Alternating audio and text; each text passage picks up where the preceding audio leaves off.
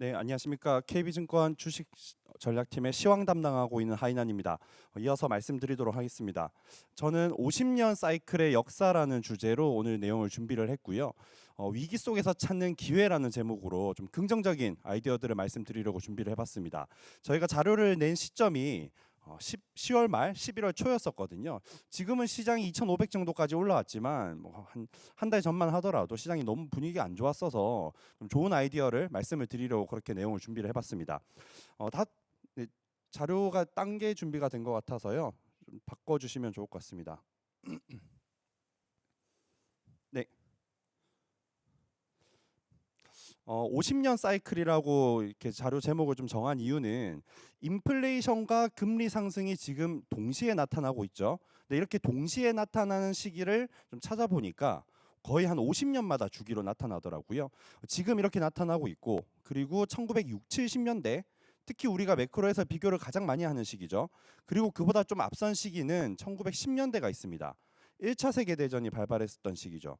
그리고 또 그 앞선 시기는 1860년대, 그리고 1810년대가 있습니다. 1860년대는 미국 남북 전쟁이 있었던 시기고요. 1810년대는 미국이랑 영국이 전쟁을 했던 시기입니다. 그래서 오늘은 이제 뭐 그런 자세한 내용들을 말씀드리는 것보다는 결론 중심으로 말씀드리도록 하겠습니다. 결론은 사실 이것만 보셔도 되거든요. 인플레이션과 금리 상승의 원인은 무엇인가, 이거를 좀 더 고민을 해봤습니다. 통상적으로 얘기를 많이 하는 것은 뭐 통화 정책, 재정 정책 이런 얘기들을 많이 하잖아요. 근데 그것 말고도 당연히 이 인플레이션에 또는 금리 상승에 영향을 주고 있는 다른 변수들도 있을 겁니다. 그래서 이제 왼쪽 부분에 제가 한 5가지 요인으로 정리를 해봤고요. 첫 번째는 통화 정책, 두 번째는 재정 정책, 제일 많이 얘기하는 것들이죠. 그리고 세 번째는 우리가 얘기는 많이 하지만 데이터로 좀 쉽게 확인하기 어려운, 그래서 이제 자료에서는 아마 이런 거를 좀 덜 보셨을 겁니다. 탈세계화로 인한 공급망 붕괴도 분명히 인플레이션 원인이 되고 있을 거고요. 그리고 네 번째는 미국 국채 수급과 관련된 문제. 이거는 이따 뭐 사우디 뭐 이런 쪽으로 제가 말씀을 드릴 텐데, 뭐 그런 부분도 금리 상승의 원인이 되지 않을까 좀 그렇게 보고 있고, 마지막으로는 생산성의 혁신이 특히 2010년대 후반부에 부재했었던 것도 인플레이션의 원인이 될 수가 있겠습니다. 이거는 예를 들어 말씀드리면 2010년대 후반부에 우리가 가장 주목했었던 기업군이라고 하면은 빅테크, 빵이라는 기업들이 있었죠. 근데 그 중에서 페이스북이나 넷플릭스 같은 기업들이 정말 좋은 기업은 맞지만 생산성을 혁신하는 기업인가라고 생각해 보신다면은 뭐 그렇지 않습니다. 그래서 생산성의 혁신이 부재했었던 것들이 도사리고 있다가 여러 가지 이유들과 함께 지금 복합적으로 인플레이션과 금리 상승의 원인이 되고 있는 거죠. 그래서 이렇게 5가지 요인들을 하나씩 순차적으로 살펴보면서 각각의 다른 방식으로 우리가 도출할 수 있는 아이디어는 무엇인가, 그렇게 순차적으로 말씀드리겠습니다. 첫 번째는 간단하게 말씀드릴 내용인데, 뭐 이렇게 정리한 내용들을 어느 정도는 공감을 하실 것 같아요. 근데 이제 인플레이션의 원인이 뭐 이렇게 제가 정리한 것만 해도 한 4-5가지, 그리고 그 외에도 또 더 있을 수도 있겠죠. 근데 이제 우리가 인플레이션을 통제하려고 하는 수단으로 의존하는 것은 무엇인가라고 생각해 보시면은 우리는 항상 통화 정책만 보고 있죠. 연준의 긴축만 바라보고 있습니다. 근데 연준의 긴축이 예를 들면 공급망 붕괴에 따른 인플레이션 문제를 근본적으로 해결하는 건 아닐 겁니다. 그래서 저는 하나의 방법으로 이런 여러 가지 원인들을 해결하려고 한다면은 결국 과잉된 대응이 나타날 수밖에 없다라고 생각을 하고요. 그래서 저는 과잉 긴축의 리스크가 도사리고 있지 않나 좀 그렇게 판단을 하고 있습니다. 그래서 이거는 앞 시간에 저희 이은택 팀장의 말씀을 먼저 드렸을 거고, 그다음에 이제 또 하나 생각해 볼 수 있는 거는 내년 연말쯤 뭐 또 그 이유가 될 수도 있을 것 같은데, 인플레이션의 문제를 연준이 긴축을 통해서 해결하려고 하는 것이 근본적으로 해결하는 것이 아니기 때문에 다시 또 부각될 가능성도 대비를 해야 되지 않을까 싶습니다. 뭐 그 시기는 뭐 내년 뭐 또 그 이유가 될 수도 있어서 그때 또 다시 업데이트를 해봐야겠지만, 지금 본다면은 대략적으로 그런 방향성도 참고해 보실 수가 있겠습니다. 그래서 이런 리스크 관점도 저희가 어느 정도는 고려를 해야 되기 때문에 리스크 관점에서는 배당주들을 보셔야 된다, 좀 그렇게 말씀드리겠습니다. 왼쪽 차트를 참고해 주시면은 S&P 500의 시대별로 제가 토탈 리턴이랑 배당 기여도를 좀 확인을 해본 거거든요.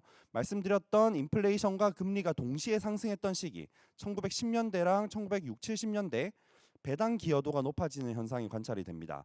그래서 좀 심플한 결론이지만 배당주도 기본적으로는 좀 챙겨봐야 된다라고 생각을 하고, 또 제가 처음에 언급드렸던 그런 시기에 또 좀 더 주목을 해주시면 좋을 것 같습니다. 조금 부정적인 내용이긴 했는데 뭐 그다음부터 이제 좀 더 긍정적인 내용으로 넘어가 본다면은 두 번째는 재정 정책과 관련된 내용입니다. 차트를 봐주시면은 미국 정부 지출을 이렇게 항목별로 좀 나눠본 거거든요. 항목별로 나눠보니까 크게 세 가지 항목이 거의 90%를 차지한다라는 거죠. 국방 지출, 복지 관련된 지출, 이자 비용 이렇게 세 가지입니다. 그런데 이제 당장 내년만 놓고 본다면은 저희 아까 매크로 쪽에서도 이런 얘기를 했었거든요. 당장 내년만 놓고 본다면은 저런 지출들이 과연 의미 있는 수준으로 감소할 수 있을 것인가? 그게 좀 의문입니다. 예를 들면 국방 지출, 전쟁이 완전히 끝나야지 저거는 줄어들 수가 있는 거잖아요. 그러니까 당장 내년에는 큰 폭으로 줄어들긴 어려워 보이고요. 그다음에 복지 관련된 지출도 내년 연말에 대선을 앞두고 있기 때문에 줬던 걸 뺏는 건 어려운 거죠. 그래서 이제 저것도 큰 폭으로 줄어들긴 어려워 보이고, 이자 비용은 높아진 금리로 국채를 발행하다 보니까 저것도 이제 구조적인 변화가 나타나지 않는 한 큰 폭으로 줄어들긴 어려워 보입니다. 저런 조건들이 바뀌는 경우의 수는 제가 굳이 업데이트를 드리지 않아도 바로 인지를 하실 수 있을 거예요. 아마 뭐 전쟁 끝난다 하면은 바뀔 수가 있겠죠. 그리고 미국 대선에서 결과가 뭐 다른 공화당이 승리한다 이런 식으로 결과가 나오면은 또 의견을 바꾸시면 될 것 같습니다. 그래서 그 정도는 너무 큰 뉴스이기 때문에 뭐 판단하실 수 있을 거라고 생각을 하고, 어쨌든 오늘 이 내용에 집중을 해본다면은 재정 지출이, 정부 지출이 유의미하게 감소하기는 어려워 보이기 때문에 금리가 떨어질 수는 있다고 하더라도 하락폭이 제한될 것이다라고 생각을 합니다. 금리의 하락폭이 제한된다면 구조적으로 개선될 수 있는 산업에 관심을 가져야겠죠. 금융주들이 대표적일 테고, 저는 그 중에서도 보험주를 좀 선호하는데 은행 같은 경우는 이제 뭐 횡재세 이런 얘기들이 조금씩 나오고 있어서 저는 보험주를 조금 더 선호하고 있습니다. 재정 정책을 이제 공급망 붕괴랑 좀 연결시킬 수도 있거든요. 이거는 이제 작년부터 저희 KB증권 주식 전략팀에서 계속 주장을 해오고 있는 건데, 지금은 이제 경기 사이클과는 다르게 좀 봐야 되는 것들이 있습니다. 예를 들면 설비 투자 같은 것들이거든요. 경기가 안 좋다라는 얘기가 조금씩 계속 나오고 있긴 한데 투자는 늘어나고 있죠. 특히 미국 쪽으로. 그 늘어나는 이유는 공급망을 재편해야 되기 때문입니다. 미국 입장에서 중국의 생산 시설을 이제 믿을 수가 없는 거죠. 그래서 설비 투자 중심으로 미국에 계속 투자가 나타났고, 올해 또 이제 미국 제조업 건설 투자 이런 데이터들 혹시 보신 분들은 잘 아시겠지만 정말 작년부터 급증하고 있습니다. 그런데 이제 문제는 그런 쪽에서 이미 주도주들이 너무 많이 나와 버린 거죠. 뭐 반도체, 2차 전지, 뭐 광물 자원, 변압기 이런 것들까지도. 그래서 너무 많이 나왔기 때문에 좀 새로운 아이디어를 찾아보려고 한다면은 저는 이 차트를 참고해 주시면 좋을 것 같습니다. 제가 차트를 같이 넣지는 않았는데 설비 투자가 먼저 증가하고 그 이후에 이런 R&D 데이터가 증가하는 현상이 나타나더라고요. 저기 노란색으로 표시한 시기는 탈세계화 시대입니다. 공급망 재편을 하기 위해서 공장을 이전해야 되기 때문에 설비 투자가 늘어난다. 이 부분은 공감을 하실 것 같습니다. R&D 데이터를 봐야 하는 이유는 지금은 이 공급망 재편을 하는 것이 패권 전쟁을 하는 시기이기도 하잖아요. 그런데 이제 미국과 중국이 군사적으로 충돌을 하고 있는 건 아니죠. 기술적으로 충돌을 하고 있습니다. 그래서 저는 기술 패권 경쟁의 시대라고 생각을 하고, 기술 패권 경쟁의 시대라면은 기술에 대한 투자가 늘어나는 겁니다. 그래서 이 기술에 대한 투자가 어디로 향하는지를 본다면은 아이디어를 얻을 수 있지 않을까, 그런 생각이고요. 근데 저런 R&D 데이터는 뜯어보면은 되게 모호하게 나옵니다. 뭐 예를 들면 과학 기술에 대한 투자, 뭐 전자 제품에 대한 투자, 그런 내용들이 우리 주식시장에 줄 수 있는 구체적인 아이디어는 한계가 있죠. 그래서 저는 참고 삼아 보는 기관이 미국 국방부 산하의 연구기관인 다르파라는 기관을 좀 참고하고 있습니다. 이 기관을 보는 이유는 두 가지인데, 첫 번째 이유는 다르파가 설립된 배경이 1950년대 미국과 소련이 기술 패권 경쟁을 하면서 만들어졌기 때문입니다. 소련이 인공위성을 미국보다 먼저 쏘면서 그 다음에 나사랑 이 다르파를 만든 거거든요.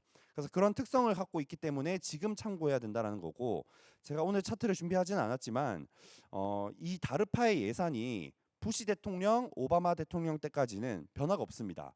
그런데 정확하게 트럼프 대통령 때부터 늘어나기 시작하더라고요. 그래서 이게 다시 또 기술 패권 경쟁이 진행되고 있구나라고 유추해 볼 수가 있겠습니다. 그래서 그런 항목 그 예산을 이렇게 분류를 해본 거거든요.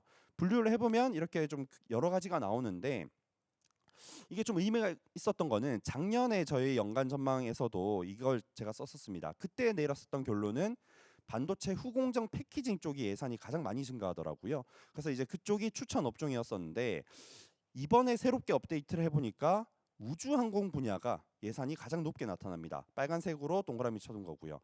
물론 이것만 참고하는 건 아니고요. 주변의 다른 정황들도 같이 참고를 하는 건데 지금 미국에서 아르테미스 프로젝트라는 걸 추진하고 있습니다. 2024년 또는 2025년까지 달에 착륙하는 걸 목표로 하고 있고 우리나라도 그 프로젝트에 참여하고 있죠. 그리고 우리나라에서 나타나고 있는 제가 가장 주목하고 있는 변화는 우주항공청 특별법이라는 것입니다. 그게 지금 국회에서 거의 통과가 거의 앞두고 있거든요.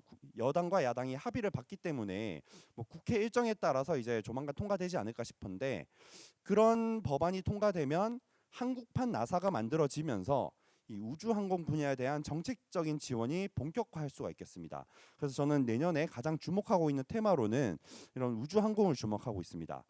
그리고 네 번째로는 미국 국채 수급과 관련된 문제인데 국제 수급이랑 연결지어서 말씀드리는 이유는 사우디 같은 국가들이 2000년대에 미국 국채를 엄청나게 사들였었거든요. 그게 당시에 미국 국채 금리 하락의 원인으로 설명되기도 합니다. 버냉키가 글로벌 과잉 저축 이론이라는 걸로 그런 걸 설명했었고요. 근데 이제 중국도 마찬가지고 이런 사우디도 지금은 미국 국채 보유 규모를 줄여가고 있습니다. 특히 이제 사우디에 저는 집중을 했는데 사우디는 그렇게 국채를 매도하면서 유동성을 확보하고 있기도 하고 또 한편으로는 원자재 강세 때문에 최근 2, 3년 동안 돈을 가장 많이 번 국가이기도 합니다. 이런 국가가 경제 다각화를 하기 위해서 비전 2030이라는 것을 추진하고 있고요. 그 세부 프로그램들을 제가 이렇게 좀 분류를 해봤습니다. 분류를 해보니까 저는 사우디가 두바이를 롤모델로 좀 삼고 변화를 꾀하고 있는 게 아닐까 생각이 들더라고요. 두바이 하면은 유명한 산업들이 두바이 투자청으로 알려져 있는 뭐 금융 산업이 유명하고 또 이제 비행기 경유도 많이 하잖아요. 그래서 물류 허브로서의 역할도 중요합니다. 그리고 관광도 혹시 가보신 분들도 계실지 모르겠는데 관광지로도 굉장히 유명하죠. 그래서 그 비전 2030의 프로젝트들을 이렇게 분류를 해보면은 왼쪽 위편에는 금융 산업 그리고 오른쪽에 노란색으로 돼 있는 위에 있는 내용 내셔널 인더스트리얼 디벨롭먼트라고 돼 있는 내용이 물류 허브 또는 친환경 투자, 첨단 제조 시설 유치 이런 것과 전부 다 연관이 돼 있습니다. 최근에 사우디와 관련해서 뭐 MOU 맺었다 또는 뉴스 나온다라고 하면은 거의 다 이쪽에 해당하신다고 보면 되겠습니다. 남은 것은 방향성은 명확한데 아직 얘기가 덜 나오는 거. 오른쪽 밑에 있는 관광 산업을 육성하겠다라는 계획이거든요. 이 관광 산업을 육성하려면은 결국 콘텐츠들을 만들어 줘야겠죠. 관광객들이 와서 즐길. 그래서 도시를 짓는 것도 그런 일환인 것 같고요. 그리고 호날두나 네이마르 같은 유명한 선수들을 데려가고 있기도 합니다. 그리고 제가 좀 가장 관심 갖고 있는 거는 게임이거든요. 사우디가 그동안 국부 펀드를 통해서 게임 회사들의 투자를 많이 했었는데 그걸 명확하게 설명하는 논리가 없었습니다. 근데 한 3주쯤 전에 사우디에서 이제 내년 여름부터 이런 e스포츠 월드컵을 개최하겠다라고 발표를 했습니다. 그 순간 이제 모든 것이 설명이 되더라고요. IP 같은 것들을 미리 확보해야 되니까 지분 투자를 했던 게 아닐까 싶고 어쨌든 이런 것들이 내년 초에 구체적인 내용이 발표될 것이기 때문에 저는 또 게임주들이 뭐 한 2, 3년 쉬었었잖아요. 최근에 빠르게 반등하고 있긴 하지만 그래서 2, 3년 쉬었기 때문에 이런 것들도 작은 모멘텀이 되면서 반등을 깨할 수 있을 거다 이렇게 판단하고 있습니다. 그래서 또 업종으로는 게임주들을 상당히 관심을 많이 갖고 있고요.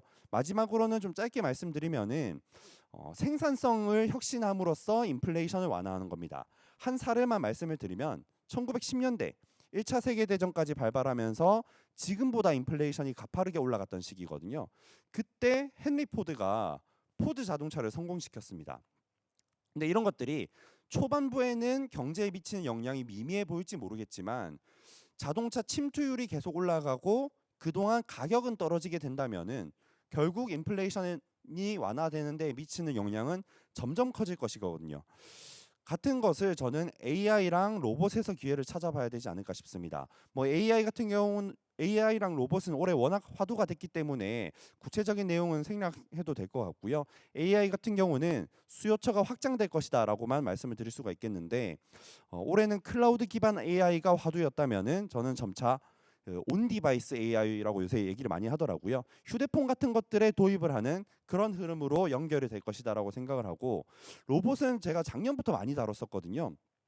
로봇이 이제 한 8, 9월쯤에 급등했다가 가격이 좀 떨어졌죠. 그래서 다시 관심을 가져볼 만한 레벨인 것 같고 연말 연초에 기대하고 있는 모멘텀은 정부 정책이 있습니다. 첨단 로봇 산업 전략 1.0이라는 정책이 원래 상반기 때 나온다고 했었거든요. 근데 좀 지연되고 있는 중이고 다시 연말에 내겠다라고 얘기를 하고 있기 때문에 정부에서 연말 연초를 기대해 볼 수 있을 것 같고 그리고 삼성전자가 CES에서 웨어러블 로봇 제품을 출시할 가능성이 높지 않을까라고 저는 생각을 합니다. 그래서 연말 연초에 그런 정부 정책이나 삼성 쪽의 모멘텀을 기대해 본다면은 이런 로봇주들도 다시 또 지금 관심을 가져 보시는 게 좋을 것 같다라고 정리드리겠습니다. 그래서 저는 이런 인플레이션과 금리 상승의 역사에서 찾을 수 있는 투자 아이디어 5가지 관점에서 말씀을 드렸고요. 저희 KB증권 주식 전략팀에서 준비한 내용은 여기까지입니다. 경청해 주셔서 감사드리고요. 저희 또 다음 시간에 해외 주식 쪽 세미나가 준비가 돼 있거든요. 그래서 10분 정도 휴식을 가지시고 33분쯤부터 다시 참석해 주시면 좋을 것 같습니다.